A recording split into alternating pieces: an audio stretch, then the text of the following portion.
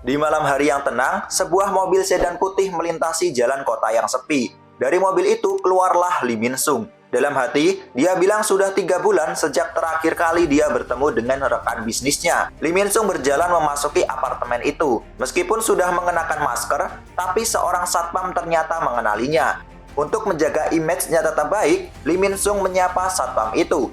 Dan si satpam yang otaknya telah tercuci dengan berita yang beredar di internet tempo hari terlihat nyengir karena merasa telah bertemu dengan pahlawan dunia hunter. Lee Min Sung kemudian flashback ketika dia masih kecil. Dia terlahir sebagai putra dari wakil direktur Eugene Construction. Lee Min Sung debut di dunia hiburan saat masih muda, dan dia berhasil mendominasi dunia iklan.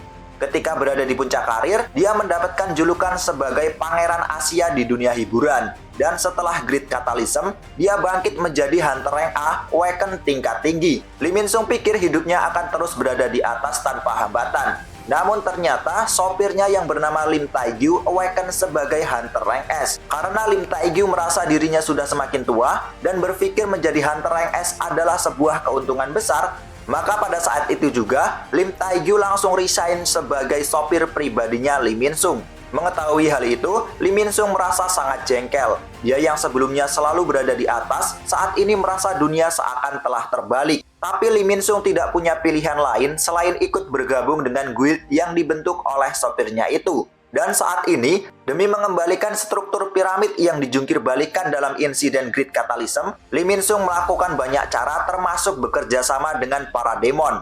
Ketika Lee Min Sung memasuki sebuah ruangan, dia disambut oleh beberapa orang misterius. Lee Min Sung bertanya keberadaan tuan mereka. Kemudian Lee Min Sung diarahkan ke ruangan yang di sana dia sudah disambut oleh seorang anak kecil. Bocah dengan rambut putih dan mata emas itu adalah utusan Itarim, atau yang biasa dikenal dengan Apostle of Itarim.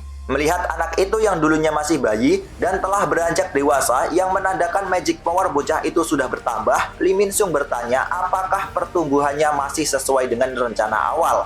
Kemudian bocah itu bilang, ini bukanlah pertumbuhan. Dia hanya sedang merebut kembali kekuatannya. Untuk memecahkan masalah rumit dari perjalanan dimensi, tubuh utama utusan Itarim itu membagi kekuatan dan kepribadiannya. Dia kemudian mengirim pecahan fragmen itu ke bumi secara bertahap. Fragmen pertama yang tiba adalah yang paling lemah, yaitu dirinya sebagai bayi. Kemudian fragmen yang kedua adalah wujudnya saat ini. Mendengar itu, Lee Min Sung duduk dan menghela nafas. Dia tidak peduli dengan proses rumit yang sedang utusan Itarim itu jalani. Saat ini, Lee Min Sung datang untuk menagih janji yang dulu mereka sepakati. Bocah itu menjawab, kekayaan, ketenaran, dan kematian Hunter Rank S Lim Tae-gyu. Mendengar bocah itu masih mengingatnya, Lee Min Sung mengeluarkan senyuman jahatnya. Dia bilang, selama bocah itu masih mengingatnya, maka hal itu tidak jadi masalah. Kemudian Lee Min Sung menceritakan masalah yang terjadi terkait produksi Stardust. Dimulai dengan guild Heina yang tumbang oleh seorang hunter bertopeng hitam dan pabrik stasiun Seoul yang telah hancur. Dia datang ke sana untuk bertanya apakah ada Stardust tambahan yang bocah itu simpan. Namun bocah itu mengungkit jika Lee Min Sung lah yang membangun sistem distribusi Stardust dengan meniru metode produksi mereka. Dan saat itu Lee Min Sung bilang sistem yang dia rancang tidak akan bisa dijebol. Melihat saat ini Lee Min Sung sangat ceroboh, bocah itu merasa salah karena telah percaya bahwa ucapannya Lee Min Sung bisa menjadi sebuah solusi. Tidak terima dirinya direndahkan, Lee Min Sung mengambil pisau di kakinya dan menodongkan pisaunya ke leher bocah itu. Dengan mata menyala, Lee Min Sung bilang bahwa dirinya bukanlah seperti boneka budak yang pikirannya telah dikendalikan. Lee Min Sung mengancam akan membunuh bocah itu sebelum kekuatannya pulih semua. Tapi bocah itu terlihat sangat tenang. Dia bilang, hunter manusia hanya diukur berdasarkan jumlah mana mereka. Itu sangat primitif. Karena sepertinya manusia mengira hanya itu yang jadi parameter sebuah kekuatan. Dan seketika itu, sesuatu yang mengejutkan pun terjadi. Tiba-tiba muncul banyak energi sihir dari berbagai arah. Lee Min Sung yang merasakannya pun dibuat terkejut. Dia pikir bocah itu pasti telah mencuci otak semua orang yang ada di dalam gedung itu. Sementara di luar gedung, terlihat sebuah tanda seperti bulan bintang yang bersinar terang di atas atap gedung itu. Bocah itu pun balik mengancam Lee Min Sung. Jika Lee Min Sung sudah tidak ingin melanjutkan kerjasama dengan dirinya, maka dia bisa menghabisi Lee Min Sung sekarang juga. Saat itu terlihat seluruh karyawan yang ada di gedung itu sudah menjadi boneka yang bisa dikendalikan oleh bocah itu dan siap membabat Lee Min Sung. Merasa dirinya sudah terpojokkan, Lee Min Sung membuang pisaunya dan bilang bahwa dirinya hanya bercanda. Lee Min Sung beralasan hanya ingin menguji potensinya apa benar-benar bisa mengalahkan Hunter Rank S. Bocah itu pun mengampuni Lee Min Sung karena merasa bahwa Lee Min Sung masih bisa berguna bagi dirinya. Kemudian seorang pelayan cewek yang ada di sana memberikan sekoper permata emas kepada Lee Min Sung. Bocah itu bilang bahwa itu adalah awakening stimulan terkondensasi. Efeknya 100 kali lipat dari Stardust biasa. Jika diencerkan, benda itu akan memproduksi Stardust dalam jumlah besar. Berbeda dengan Stardust yang hanya bisa digunakan oleh hunter peringkat rendah, benda itu bisa bekerja pada hunter rank A seperti Lee Min Sung. Kemudian bocah itu menawari Lee Min Sung untuk mencobanya, tapi Lee Min Sung menolaknya. Dalam hati Lee Min Sung bilang bahwa dia tidak akan menggunakan sesuatu yang belum tahu efek sampingnya. Lee Min Sung sadar bahwa dia telah melepaskan monster yang mengerikan di dunia ini. Tapi selama kepentingan pribadinya terpenuhi, Lee Min Sung merasa hal itu tidak masalah untuknya. Setelah Lee Min Sung pergi, bocah itu merasakan fragmen selanjutnya akan segera tiba. Begitu fragmen kekuatan selanjutnya menyatu, bocah itu tidak perlu bersembunyi lagi dan invasi yang sebenarnya akan segera dimulai.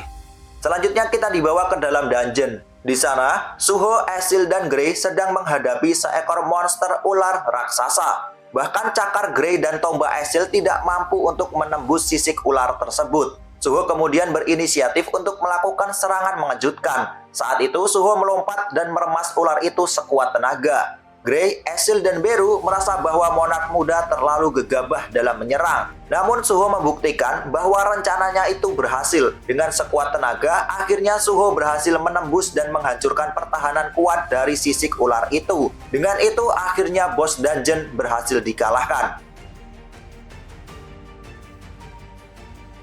Sedangkan kondisi di luar dungeon terlihat cukup kondusif. Seorang wanita yang bergabung dalam tim penyerang sewaan merasa heran karena pekerjaan itu sangat mudah. Mereka hanya diperintahkan untuk menunggu di luar dungeon dan dibayar. Satu-satunya syarat yaitu hanya tutup mulut. Sekarang adalah gate keempat dan bayaran mereka selalu cair tanpa ada kendala. Mereka jadi curiga apa yang sebenarnya Suho lakukan di dalam dungeon. Karena Suho menyelesaikan gate tanpa membawa satupun penambang ataupun tim pengangkut untuk membawa hasil jarahan dari dalam dungeon. Hal itu membuat para hunter yang ada di luar bingung bagaimana cara Suho mendapatkan keuntungan dari raid yang dia lakukan. Meskipun awalnya dia memasuki gate rank D, namun saat ini Suho pindah ke gate rank C. Hal itu semakin membuat mereka bingung. Sementara itu di dalam dungeon, terlihat Beru sedang menjadi mandor para pasukan bayangan goblin yang sedang menambang kristal sihir. Sementara Asil dan Grey sedang bertugas mengangkut mayat para monster yang berhasil mereka kalahkan. Sedangkan Suhonya sendiri sedang berusaha melawan bos dungeon rank C sendirian.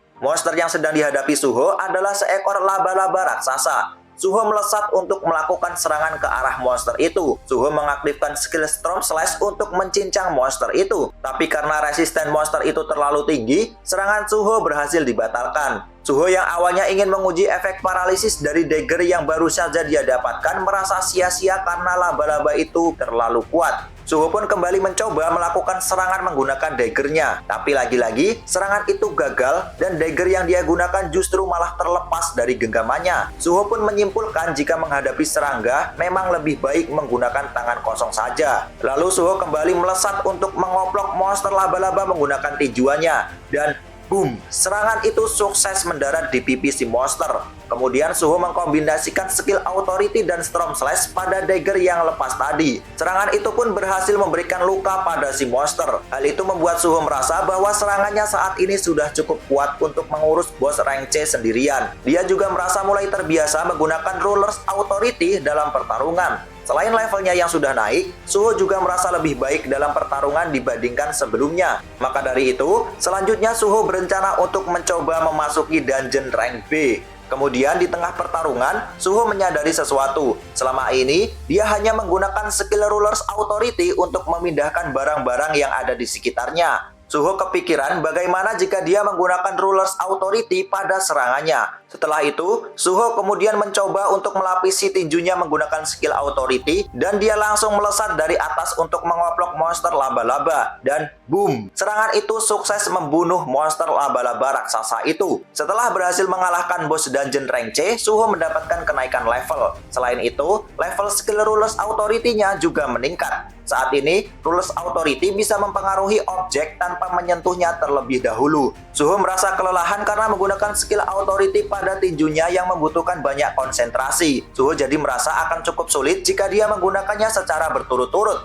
Setelah cukup untuk beristirahat, Suho kembali untuk menemui Beru dan yang lainnya. Melihat Suho telah kembali, seperti biasa, Beru memberikan pujian pada usaha dari tuan mudanya itu. Suho kemudian memerintahkan Beru memakan magic crystal untuk memulihkan mananya. Di sana terlihat banyak material dari mayat monster yang mereka kalahkan. Suho kemudian menjual semua material itu lewat item shop yang ada di dalam sistem. Di saat itu, Beru mengatakan bahwa kekuatan Suho sudah setara dengan Hunter rank B. Suho pun bilang dia memang sudah naik 8 level. Jadi saat ini levelnya sudah 28.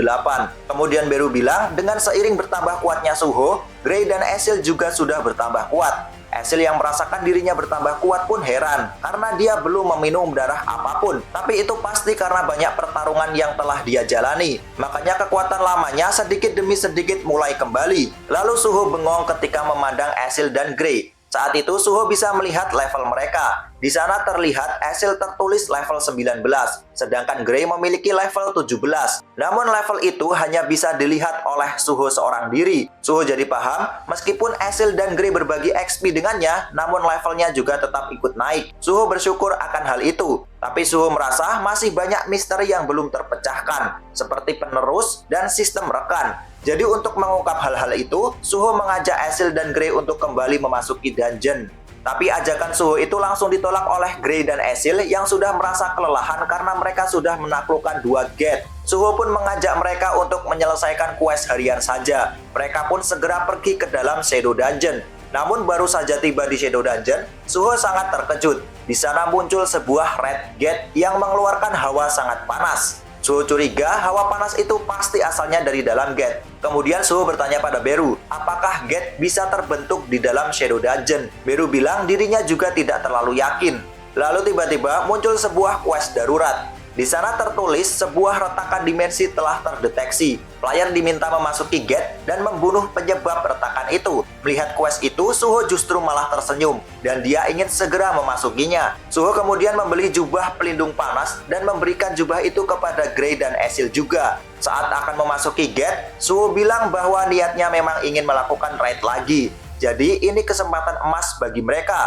Lalu Suho memasuki gate itu. Setelah itu terlihat hamparan padang pasir yang sangat luas di negara Mesir. Di sana ada sebuah dungeon tipe field yang bernama Pyramid Field. Di sana juga ada seorang hunter rank B dari guild Asura yang bernama Ryosing. Pak Sing sedang berseteru dengan para hunter dari guild Scavenger. Pak Sing merasa tidak terima karena kelompoknya tiba-tiba diusir dari tempat itu. Padahal merekalah yang terlebih dahulu sampai di sana. Namun Radop yang merupakan hunter rank A dari guild Scavenger tidak peduli. Jika kelompoknya Pak Sing keberatan, maka dia dan teman-temannya siap untuk berperang. Di saat kedua belah pihak sedang berseteru, tiba-tiba Suho, Ezreal, dan Gray datang untuk bertanya saat ini mereka ada di mana. Jangan lupa like, komen, dan subscribe.